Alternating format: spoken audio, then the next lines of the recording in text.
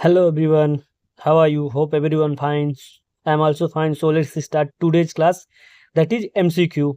I have completed chapter 6, that is administrative system of different countries, in which I have covered administrative system of USA, and then administrative system of UK, and then administrative system of France, and lastly administrative system of Japan, which is your chapter 6 in M. Lakshmikant book. And I remember that I have also left the chapter 5 because after the completing of administrative system of different countries and personal administration and administrative system of India, then after I will cover chapter 5, that is accountability and control. So as of now I have completed chapter 6, and today I will cover multiple choice question, so that आप लोगों के अंदर एक confidence buildup हो और आप लोग अपने से भी ट्राई कीजिए एमसीक्यू करने का, ताकि आपको आइडिया लगे कि आपने जो वीडियो लेक्चर देखा है वो आपके लिए कितना फायदेमंद है। So start first MCQ. देखिए, आप लोग से रिक्वेस्ट है कि आप लोग अगर देख रहे हैं तो आप लोग जल्दी जल्दी इसको रीड करके आंसर ट्राई कीजिए आप, ताकि आपको आइडिया लगे कि आप कितना सही कर पा रहे हैं। The first independent regulatory commission IRC, the first independent regulatory commission setup by the federal government in the USA was. देखिए, जो पहला IRC था वो किस चीज में सेटअप किया गया था? तो पहला IRC पहले तो एक 18, देखिए पहले तो आपको जानना जरूरी है कि IRC इंडिपेंडेंट रेगुलेटरी कमीशन क्या है। तो देखिए देखिए सॉरी जैसे यूएसए में नेमली थ्री लाइन एजेंसी है। आप लोगों को आइडिया होगा।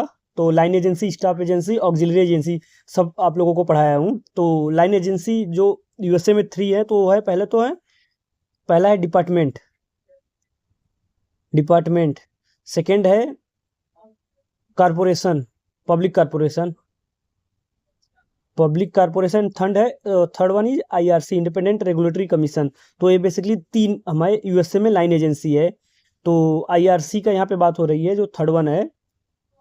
और जो IRC का काम है बेसिकली पब्लिक रेगुलेशन का काम है, जैसे पब्लिक प्रॉपर्टीज वगैरह हो, इकोनॉमिक एक्टिविटीज वगैरह हो, public regulation and control of the private economic activity and private property with the aim of protecting and promoting social interest. तो बेसिकली क्या है, प्राइवेट प्रॉपर्टीज वगैरह और सोशल इंटरेस्ट वगैरह को प्रमोट करने के लिए, पब्लिक रेगुलेशन के लिए IRC बनाया गया है। तो जो पहला हमारा IRC था वो 1887 में बनाया गया था। और वही पूछा गया कि जो पहला IRC था वो 1887 में जो बना था वो कौन सा था? वो था आपका inter state commerce commission. So option C होगा आपका। तो आई होप आप लोग को फिर से आइडिया लग गया होगा कि IRC क्या है। और पहला IRC inter state commerce commission, जो कि 1887 में बना गया था। डेट बहुत इंपॉर्टेंट है। सेकेंड MCQ देखिए, the most popular form of city government in USA। देखिए, USA का जो most popular form of city government है वो है मेयर काउंसिल प्लान। और ये सबसे क्या है, ओल्डेस्ट भी है, oldest and most popular. So option A आपका राइट है। थर्ड वन देखिए, the national personnel authority NPA was stabilised in Japan in. देखिए, जो नेशनल पर्सनल अथॉरिटी है क्या है, सेंट्रल पर्सनल एजेंसी CPA है जापान में, जो कि सिविल सर्वेंट के ट्रेनिंग, रिक्रूटमेंट, सारा कुछ का रिस्पॉन्सिबिलिटी ये लेता है NPA। तो ये कब हुआ था आपका स्टेबलाइज? 1949 में। नेक्स्ट देखिए, fourth MCQ, which of the following statements are correct about council D Etat of France. अब देखिए, जो council D Etat of France का है उसके रिगार्डिंग में यहाँ कुछ स्टेटमेंट्स दिए गए हैं। तो आपको इसमें से आइडेंटिफाई करना है कि कौन कौन से स्टेटमेंट काउंसिल डी इटेट के रेफरेंस में यहाँ पर करेक्ट है। और वहाँ पे ऑप्शन में कुछ सीक्वेंस दिए गए हैं, उसको आपको सिलेक्ट करना है। देखिए, पहला ऑप्शन है the council stands at the top of the administrative court. देखिए, राइट ऑप्शन है। काउंसिल डी इटेट फ्रांस में सबसे टॉप पे होता है, एडमिनिस्ट्रेटिव कोर्ट है। सेकंड देखिए, the council advise the government on executive matter. नहीं, ये ऑप्शन गलत है। थर्ड वन देखिए, the council enjoy ultimate disciplinary authority over the civil servant. Yes, ये भी ऑप्शन देखिए राइट है।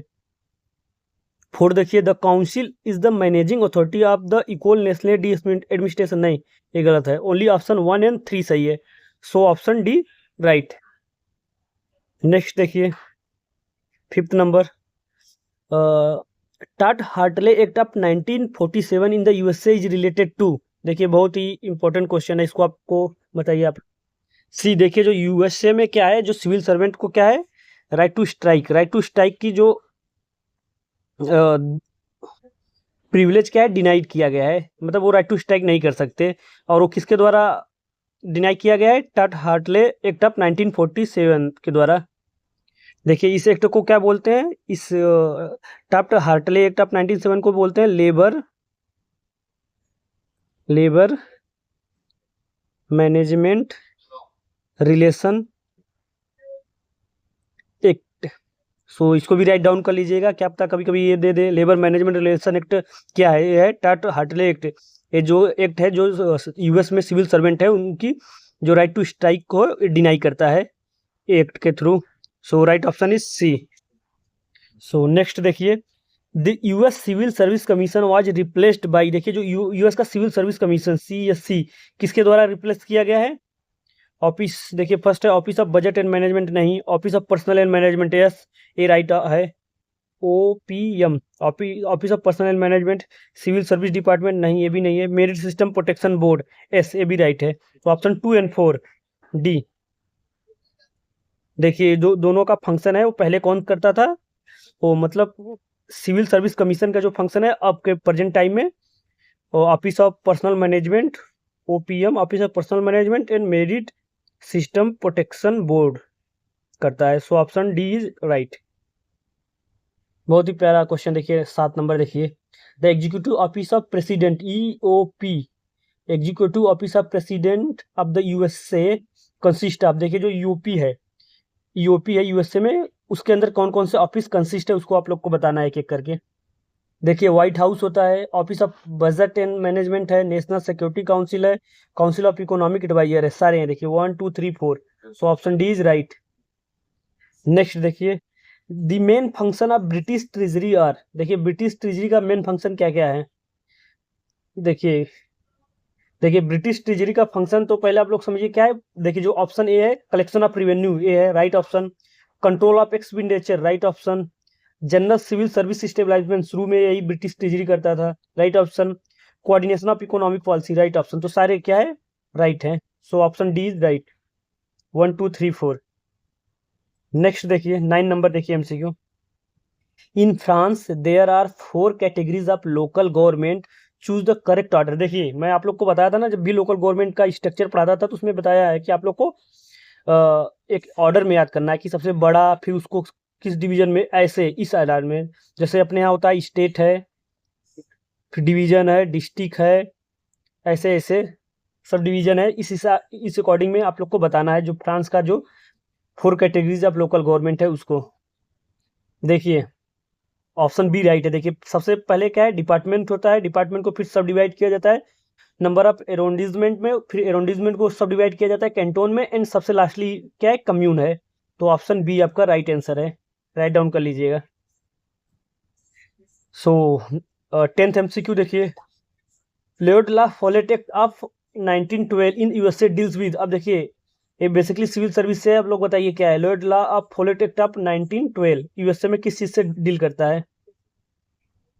देखिए जो आपका एक्ट है ये करता है राइट ऑफ एसोसिएशन, मतलब कि प्रोवाइड करता है कि राइट ऑफ एनी, मतलब सर्विस मेंबर का एसोसिएशन क्रिएट कर सकते हैं।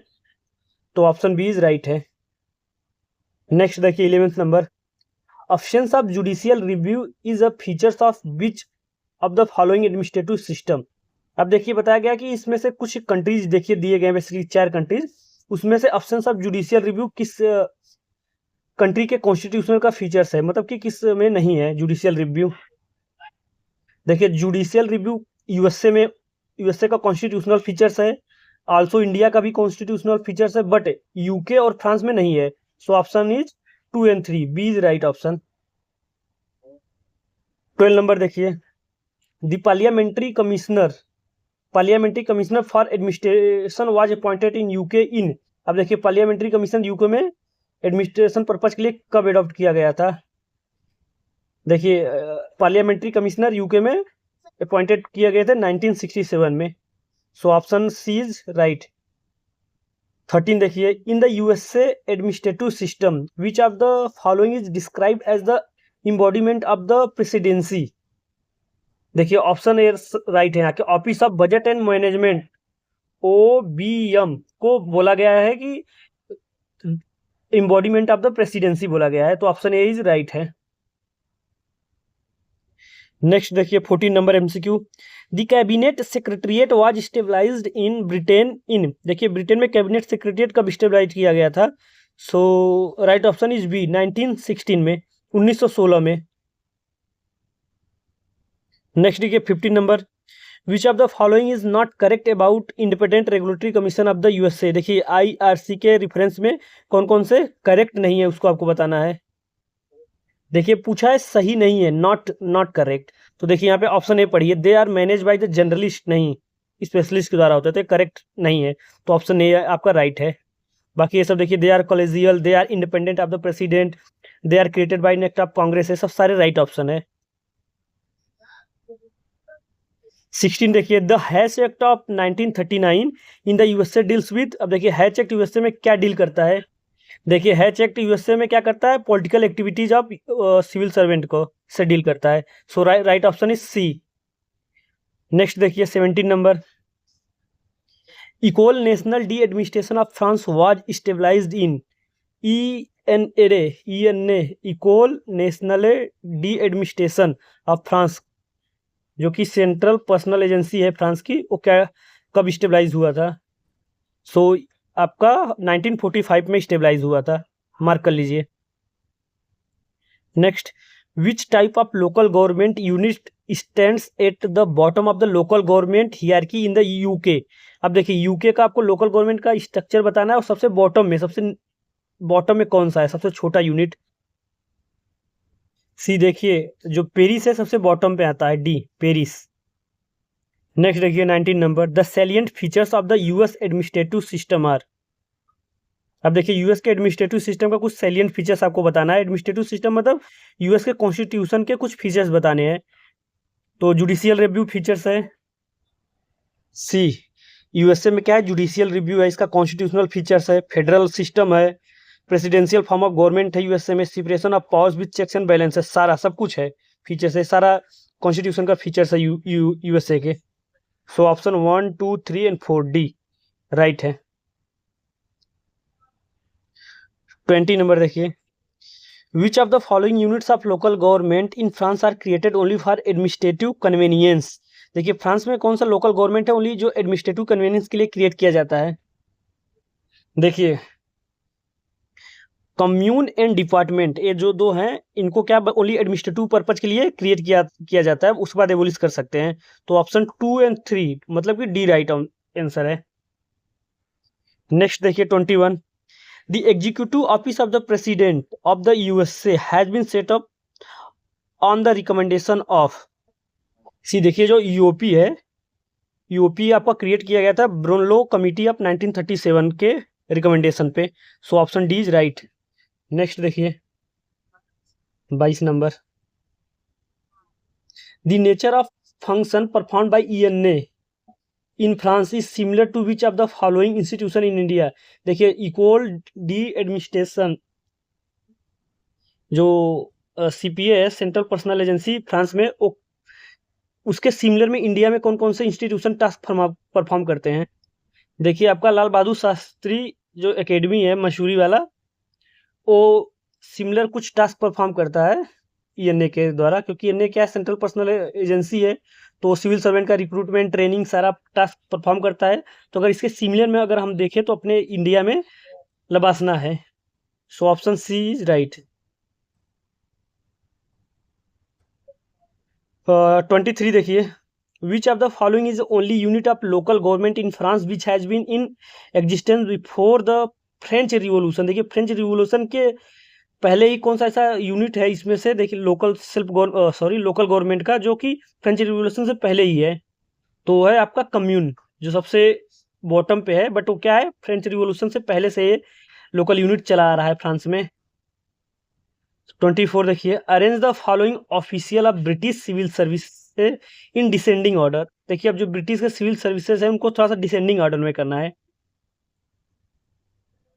देखिए जो 7 ग्रेड्स में बेसिकली बांटा गया है, तो सबसे ऊपर होता है आपका, सबसे ऊपर आपके होते हैं permanent secretary, then deputy secretary, then under secretary, then executive directors आएंगे, देन असिस्टेंट सेक्रेटरी आएंगे, then senior principal, then principal. तो अब अकॉर्डिंगली देखिए, तो अकॉर्डिंगली देखेंगे तो आप उसमें सारा तो हिट्स नहीं है, बट कुछ है तो उसको जो है अवेलेबल उसमें देखते हैं। तो सबसे टॉप उस जो अवेलेबल ग्रेड्स है उनमें सबसे टॉप पे आएगा deputy secretary, then under secretary means 5-1, then assistant secretary 3-5-1-3, 5-1-3, 5-1-3, देखिए 2 है। देन उसके बाद आपके आएंगे सारे सीनियर एग्जीक्यूटिव अफसर्स आएंगे 2, एंड देन आपके एडमिनिस्ट्रेटिव अफसर आएंगे। So option C is right. Next देखिए 25, the present constitution of the USA was adopted in. देखिए प्रेजेंट जो कॉन्स्टिट्यूशन है यूएसए का वो अडॉप्ट किया गया था 1778 में। So right answer is B. Next देखिए, arrange the following units of local government in France in descending order. देखिए जो फ्रांस का लोकल गवर्नमेंट है उसको डिसेंडिंग ऑर्डर में करिए। सो सबसे बड़ा होता है department, then arrondissement, then canton, then commune. सो आप लोग कर लीजिए 3-1-4-2, 3-1-4-2, C option B is right, sorry B is right है। नेक्स्ट देखिए 27, which of the following pair are not correct match. अब देखिए कौन सा नॉट करेक्टली मैच्ड है। देखिए पेंडेल्टन एक्ट 1883 करेक्टली मैच है। तो देखिए पेंडेंटल एक्ट आपका 1883 में आया था, फिर सिविल सर्विस कमीशन एबोलिश हुआ था 1978 में, फल्टन कमेटी रिपोर्ट 1968 में है, एंड नॉर्थ कोर्ट की ट्रेवलिंग रिपोर्ट 1854, देखिए गलती 1853 दिया है। तो यही है जो आपका यहाँ पे पूछा गया, आर नॉट करेक्टली मैच, तो आपका ऑप्शन डी है, डी आपका करेक्टली मैच नहीं है। नेक्स्ट देखिए 28 में, देखिए the permanent secretary of Britain is equivalent to which of the following in India. अब देखिए परमानेंट सेक्रेटरी आपके सबसे टॉप पे होते हैं, तो इंडिया सबसे टॉप पे कौन होता है, secretary. So right option is a. Next देखिए 29, the equal National de Administration of France is concern with. देखिए जो ईएनए फ्रांस का है वो करता है आपका रिक्रूटमेंट, ट्रेनिंग। सो और जो प्रमोशन और डिसिप्लिनरी अलग अलग नहीं करता, only 1 and 3। So option D is right, 1 and 3। देखिए यूएस में जो political activities hatch act of 1940 जो कि फेडरल एम्प्लॉय के लिए रेगुलेट करता है, एंड हैच एक्ट ऑफ 1930 जो कि लोकल एम्प्लॉय के लिए रेगुलेट करता है। तो ऑप्शन 1 and 5 है। So D is right answer, 1 and 5। देखिए आपके अगर एम लक्ष्मीकांत बुक में देखेंगे तो उसमें बहुत सारा एमसीक्यूज गलत भी दिया है, तो आप लोग थोड़ा सा एमसीक्यू जो दिया है उससे नहीं, आप लोग थोड़ा सा जो पैसेज दिए गए हैं कंटेंट पे ध्यान दीजिएगा, नहीं ताकि आपको गलती हो जाएगा। देखिए उसमें दिया है ऑप्शन आपका 1, 3, 4। देखिए 1 तो है चेक तो सही है, बट 3 टाट हार्टले एक्ट ऑफ 1947 भी दिया है, रेम्स पैक एक्ट ऑफ ये भी दिया है ऑप्शन में, बट ये गलत है। आपका राइट आंसर 1 and 5 होगा। सो आज के लिए हम 30 एमसीक्यू का सेशन रखते हैं, नेक्स्ट 30 एमसीक्यू लाएंगे, ऐसे ऐसे करके सारा एमसीक्यू सेशन खत्म हो जाएगा, देन हम नेक्स्ट चैप्टर पढ़ेंगे। सो रिक्वेस्ट आप लोग से कि आप लोग अपने से खुद से ट्राई कीजिए करने का सही सही, और खुद को एसेस कीजिए। So thank you.